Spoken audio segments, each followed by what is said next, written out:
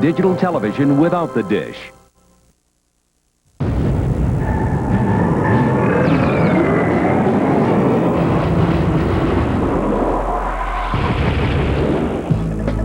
Hi, I'm Serena Altschul with MTV News. Limp Bizkit will be releasing their second album called Significant Other on June 22nd, and the band will be promoting that record with a 27-date tour with Kid Rock that'll kick off in New York City on June 11th and will wrap up at Woodstock 99 in Rome, New York the weekend of July 23rd. Tickets are still available for the Woodstock weekend. The tour with Kid Rock will be a warm-up for Limp Bizkit's upcoming fall outing on a Family Values tour.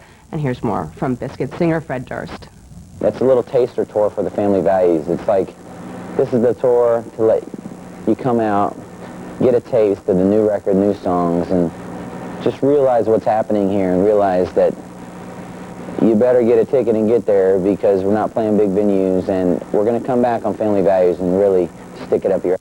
But this time, you know, right now it sucks because we don't know the songs. We wrote them. It's our first time playing them, and like, I'm so frustrated right now. I think that we suck.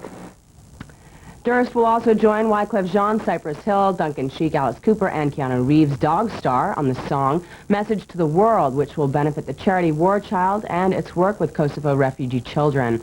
Third Eye Blind frontman Stephen Jenkins says the band's conflict with the members of Green Day is officially over. The feud started with a few on-stage antics at a concert sponsored by an LA radio station last summer and quickly escalated after a bottle got cracked over Green Day bassist Mike Dirnt's head. But now it's all ended as a goodwill gesture. MTV News' Chris Connolly recently caught up with Jenkins and asked him about the change of heart.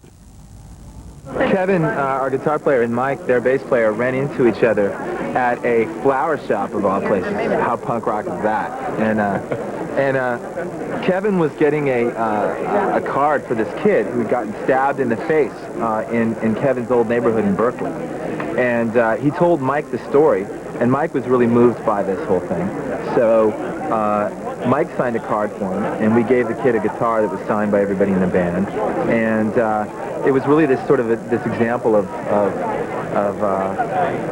you know, much greater strife ending much smaller strife. So it was a good thing.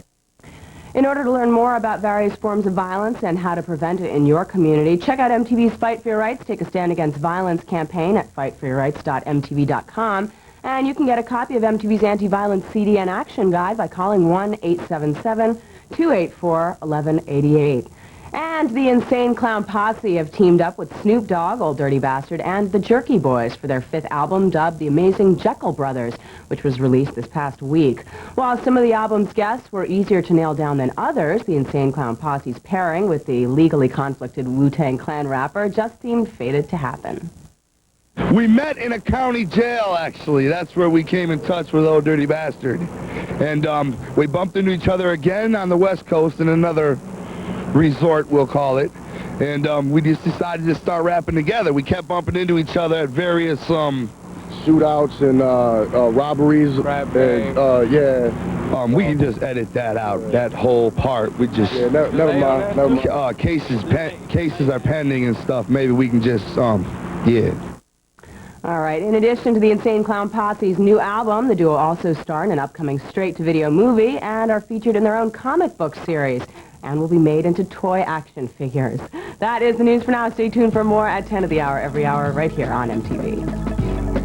MTV News. You hear it first.